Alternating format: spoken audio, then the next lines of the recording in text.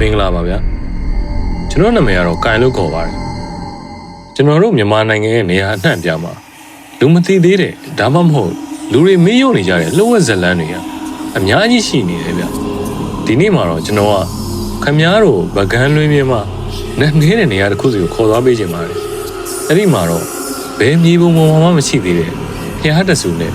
ခမားရဲ့နာမည်ကိုအပိုင်သိမ့်မဲ့အပေးရတစ်ခုကရှိနေတယ်ဗျဇလန်းလေးကိုသူတို့နားထောင်ကြည့်အောင်ဗျာကျွန်တော်နာမည်ကတော့ကျော်စင်နေထွက်ချိန်ရဲ့အလှမကပုံရိပ်ကိုရိုက်ကူးဖို့အကံကိုသွားခဲ့တဲ့ဓပုံဆရာတယောက်ပါအမတ်သားမရှိတဲ့ဖျားတစုတွေမှာကျွန်တော်မပြောရသေးခင်ကတည်းကကျွန်တော်နာမည်ကိုသိနေတဲ့အရာတစ်ခုကျွန်တော်တခြားတွေ့ခဲ့တယ်အဲ့ဒါကျွန်တော်အလိုချင်းဆုံးအရာမှန်သမျှတွေကိုပေးမယ်လို့ကမ်းလှမ်းခဲ့တယ်ကျွန်တော်ကလည်းအင်းဆိုပြီးတော့ပြန်ဖြေခဲ့မိတယ်ဒါပေမဲ့ကျွန်တော်နားမလည်ခဲ့တာအဲ့ဒီအပေးယူလွန်ခဲ့တဲ့နှစ်ပေါင်းများစွာကလေးကစတင်ခဲ့ဆိုတာပါပဲကျွန်တော်ကတော့နောက်ဆုံးအဆင့်မှာပါဝင်လိုက်ရတဲ့လူပေါ့ဇလန်းအစသူ့နာမည်ကတော့ကျော်စင်ပေါ့ဗျာအသက်ကတော့29နှစ်နေတာတော့မန္တလေး26လမ်းမန္တလေးမှာဖွင့်ထားတဲ့ရုံးထည်ဆိုင်လေးတစ်ခုရဲ့ဒုတိယမြောက်သားပေါ့ဗျာကဘာလက်ခီးသည်တွေကနေအပြင်ကနေဓာတ်ပုံရိုက်လိရှိပေမဲ့အထဲကိုတော့တိတ်ဝင်ရတဲ့ဆိုင်မျိုးပေါ့သူ့အသက်22နှစ်မှာတပတ်ရဲ့ကင်မရာတစ်လုံးနဲ့ရန်ကုန်တက်လာခဲ့တယ်သူတစ်ပတ်ရိုက်ပြတဲ့လှပတဲ့အရာတွေကိုငေးကြည့်နေရတာထက်သူကိုယ်တိုင်ကဘယ်နေရာမှာအလှတရားရှိနေတယ်ဆိုတော့ပြချင်နေတဲ့လူတရားပေါ့ဗျာတက်29နှစ်မှာတော့သူအတော်သိအောင်မြင်နေပြီရန်ကုန်ကကိုလိုနီခေတ်စာအုပ်ဟောင်းတွေကိုသူရိုက်ထားတဲ့ပုံတွေကခရီးသွားမဂဇင်းတွေမှာမျိုးပါလာတတ်တယ်တာမွေမှာစတူဒီယိုတိုက်ခန်းလေးတစ်ခုရှိတယ်ကင်မရာကလည်းအခုဆိုရင်တော့တပတ်ရမဟုတ်တော့ဘူးဒါပေမဲ့သူ့မှာမရှိသေးတာတစ်ခုတော့ရှိတယ်ဗျအဲ့ဒါကတော့သူ့ကိုညာတိုင်းအင်းမပြောလုပ်နေတဲ့အရာပေါ့အဲ့ဒါဘာလဲဆိုရင် the photograph လို့ခေါ်တဲ့ပြည့်စုံစုံဓာတ်ပုံတစ်ပုံပါပဲအရင်ရိုက်ခဲ့သမျှပုံတွေဟာဒီပုံတစ်ပုံအတွက်လေးကျင်ငန်းတွေလောက်ပဲထင်ရလောက်တဲ့ပုံစံမျိုးပေါ့ဗျာအဲ့ဒီပုံရဲ့ပုံရိပ်ကသူ့ရဲ့ရင်ဘတ်ထဲမှာရှိနေပေမဲ့လက်လန်းမမိတဲ့နေရာမျိုးမှာရှိနေကြတာမျိုးပေါ့နိုဝင်ဘာလမှာသူရန်ကုန်ကနေပြီးတော့ပကံကိုညာကားနဲ့ခီးသွားခဲ့တယ်ပကံကိုသူ3ခေါက်လောက်ရောက်ဖူးခဲ့ပေမဲ့အမြဲတမ်းလူစီနေတဲ့အချိန်တွေပါပဲဒါပေမဲ့ဒီတစ်ခါတော့သူလူချင်းတဲ့အချိန်ကိုရွေးပြီးတော့သွားခဲ့တယ်ဒုတိယမြောက်နေ့မနက်4 နာရီမှာသူစပိန်တစ်စီးကိုငားပြီးတော့ဓမီတစ်လက်နဲ့မှောင်မဲနေတဲ့ပကံလွင်မြင်တွေကိုထွက်လာခဲ့တယ်သူကဘယ်သူမှမရိုက်ဘူးသေးတဲ့ຢာတခုရှာနေတာဒါပေမဲ့သူရှာတွေ့ခဲ့တာကအဲ့ဒီအရှာထက်ပိုပါတယ်သူစပိန်နင်းလာတာကမိနစ်40လောက်ရှိတဲ့အခါမှာတော့လမ်းပေါ်ကကျင်းတစ်ခုတွေကိုဘိန်းကြပြီးမှောက်သွားတယ်ဒါပေမဲ့သူဘာမှမဖြစ်ပါဘူးကင်မရာလည်းမပြတ်စီးသွားဘူးဟာနဲ့သူထပြီးတော့ဘေးဘီကိုလှမ်းကြည့်လိုက်တယ်ပကံလွင်မြင်ကြီးကမိုးမလင်းခင်မှာမှောင်နေတော့မယ်ဗျဘက်ပေါင်းလုံးမှာဖျားစီတွေရဲ့ပုံရိပ်တွေဟာကောင်းကင်ရံမှာကျေရီတူမျိုးစီနေကြတယ်သူကအဓိကရှေးဟောင်းဆောင်နဲ့ဝေးတဲ့အရှိဘက်ကိုရောက်နေရဗျအဲ့ဒီအချိန်မှာသူမီးအောင်တစ်ခုလှမ်းပြီးတွေ့လိုက်ရတယ်မိုးလင်းကန်ကြီးလင်းအောင်မဟုတ်ရွှေဝါရောက်လင်းတဲ့လေးတစ်ခုသူ့ညာဘက်မီတာ200လောက်မှရှိတဲ့ဖျားတဆူရဲ့အောက်ခြေကနေလာနေရဗျအဲ့ဒီဖျားဗကံကအခြားဖျားတွေလိုမျိုးပဲအုံနေခဲ့နဲ့စောက်ထားတာထိတ်ကဇီရီကတော့တဝက်လောက်ဂျိုးနေတယ်ဘာအမှတ်သားမှမရှိဘူးနံပါတ်တွေပိုင်းမျိုးနဲ့ရေးထားမျိုးမရှိဘူးဗျအဲ့နဲ့ကျော်စင်ကစပိန်ကိုတစ်ပင်နားမှာထားခဲ့ပြီးတော့အဲ့ဒီအလင်းစီကိုလမ်းလျှောက်ပြီးတော့သွားလိုက်တယ်အဲ့နဲ့ပဲဖျားတွေကိုရောက်သွားပါဗျအဝင်ဝါကတော့ကျင်းလေးဗျအတွင်းထဲမှာတော့လေတူးကအပြင်ထက်10 ဒီဂရီလောက်ပိုအေးနေတယ်အတွင်းကတော့10 မီတာလောက်ကျယ်ပြီးတော့နေရနေပုံမှာတော့စာလုံးတွေအဖြစ်ရေးထားတယ်ဗျအဝေးကကြည့်ကျောက်စာဒီဇိုင်းတစ်ခုလိုပဲအခန်းလယ်မှာတော့ကျောက်ပလင်ပေါ်မှာဗုဒ္ဓရုပ်ပွားတော်တဆူရှိတယ်သူမြင်မှုသမျှတွေမှာအဟောင်းဆုံးပဲရုပ်ပွားတော်ရဲ့မျက်နှာငြိမ်သက်နေရတဲ့တစုံတစ်ခုကိုစောင့်နေတဲ့ပုံစံမျိုးဗျရုပ်ပွားတော်ချီရင်မှာတော့စီမီရိပ်လေးတစ်လုံးထွန်းထားတယ်အဲ့ဒီမီးကအခုလေးတင်ထွန်းထားသလိုမျိုးတောက်ပနေရောကျော်စင်ကကင်မရာကိုမြှောက်လိုက်တယ် view finder တွေကနေကြည့်လိုက်တဲ့အခါမှာဒါပဲသူ့ရှင်ထဲမှာ9 နှစ်လုံးလုံးရှိနေခဲ့တဲ့ပုံရိပ်ပဲအဲ့ဒါနဲ့ပဲ သူခလုတ်နှိမ့်လိုက်တယ်ဒါပေမဲ့ကင်မရာဘာအတမ်းမှထွက်မလာသူစက်တင်တွေကိုပြန်စစ်တယ်အကုန်မှန်းနေတယ်အဲ့နဲ့ပဲပုံထက်ရိုက်လိုက်တယ်ဘာအတမ်းမှလည်းမကြောက်ကင်မရာပုံရိပ်တွေကိုဖမ်းယူနေပြီမဲ့ချက်ဆိုတဲ့အတမ်းကိုမြင်မလာဘူးအခန်းထဲကတိတ်ဆိတ်မှုကအရန်ထူးဆန်းလုံးနေဗျ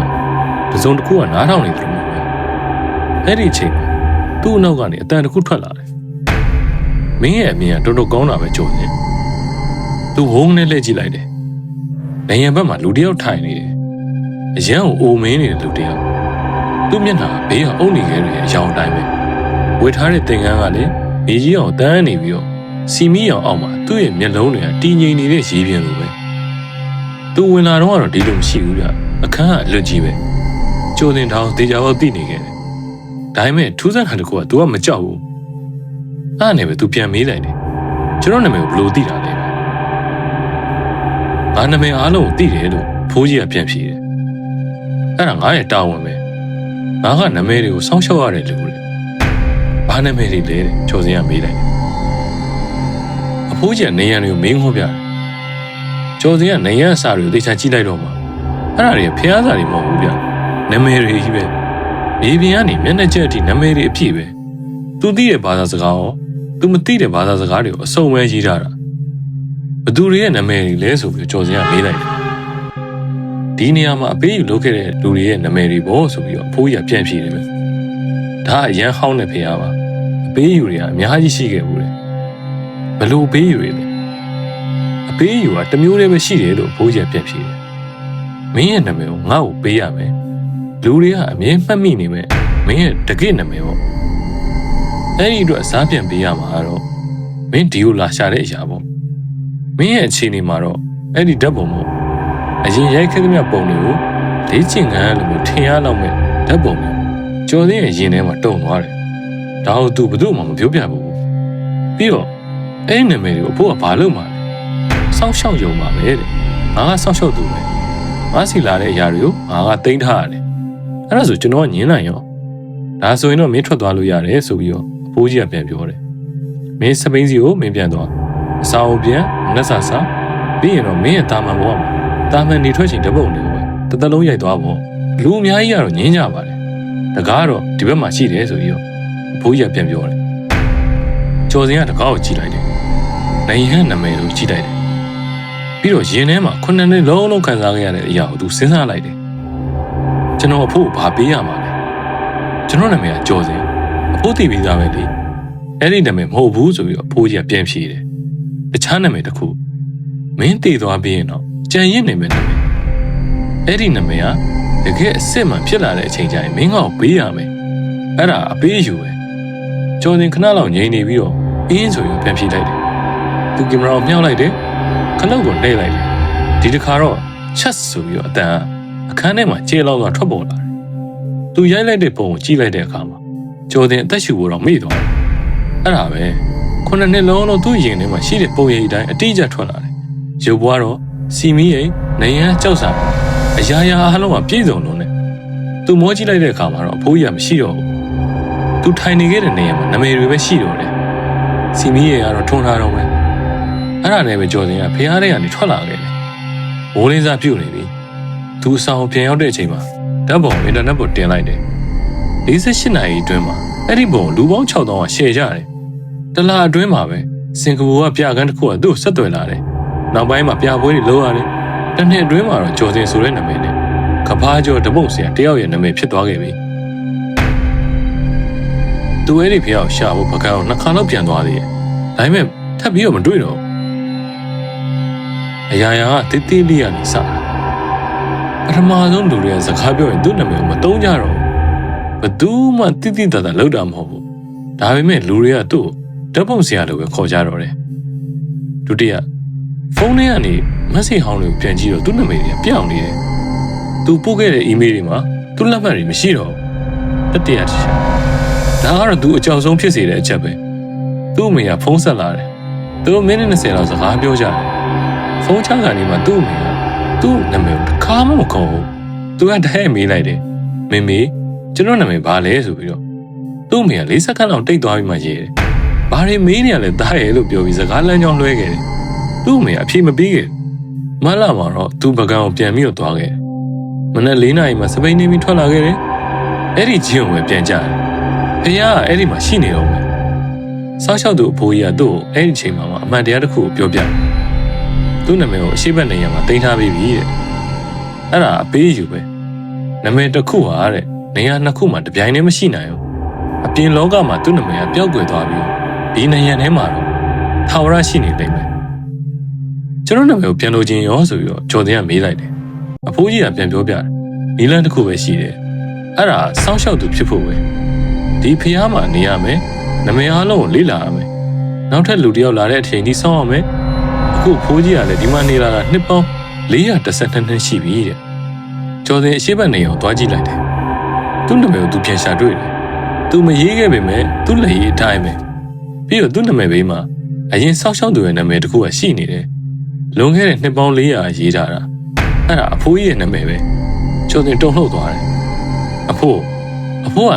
နာမည်ကိုပြန်မယူခဲ့ဘူးပဲဆိုပြီးတော့သူကပြန်ပြောလိုက်တယ်အဖိုးကဒီမှာရှိနေတော့မယ်အဖိုးနာမည်ကနေရာမှာရှိနေတော့မယ်အင်းဆိုပြီးတော့အဖိုးကြီးကပြန်ဖြေတယ်အဖိုးမတိုင်ခင်စောင့်ရှောက်သူရောသူရောအဖိုးနာမည်ကိုပြန်ယူလို့ရတယ်လို့ပြောခဲ့လားအင်းပြောခဲ့တယ်ကျော်တင်ရအောင်နားလည်သွားပြီဒီအပေးယူကဓာတ်ပုံတော့ပဲမဟုတ်ဘူးနာမည်အတွက်လည်းမဟုတ်ဘူးဒီအပေးယူကနောက်ထပ်စောင့်ရှောက်သူရှာဖို့အတွက်ဓာတ်ပုံက9 စာပဲနာမည်က9 များကြီးပဲ